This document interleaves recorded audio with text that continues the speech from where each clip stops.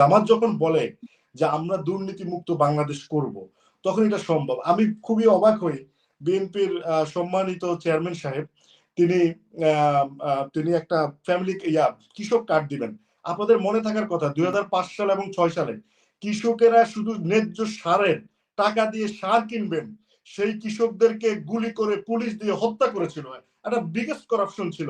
জামায়াত ইসলামের আমির মতিউর রহমান নিজামী, তিনি তার কৃষিমন্ত্রী ছিলেন, তাকে কৃষি মন্ত্রণালয়ে হাত দিতে পারছে না সেই সময় বিশেষ একজন ব্যক্তি, যার কারণে ওনাকে কৃষি মন্ত্রণালয় থেকে সরিয়ে শিল্পমন্ত্রী করেছিলেন।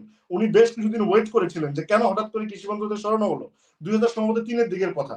তারপরে উনি চলে গেলেন শিল্প মন্ত্রণালয়ে, একটা ভঙ্গুর মন্ত্রণালয় ছিল, যাতে জামাত ফেল করে ইন্টেনশনালি এই মন্ত্রণালয় দেওয়া হলো। কিন্তু আলহামদুলিল্লাহ জামাত ডিড ভেরি ওয়েল। আর ওই যে কৃষি মন্ত্রণালয়, সেই কৃষি মন্ত্রণালয়ে 2005 এবং 6 সালে আপনাদের মনে থাকার কথা, দেশের বিভিন্ন জায়গায় কৃষকেরা টাকা দিয়ে সার কিনবে, সেই কৃষকদেরকে গুলি করা হয়েছিল পুলিশ দিয়ে, বিএনপি লোকজন। তাহলে সেই জায়গায় বিএনপি আজকে কিসের কৃষক কার্ড দিবে?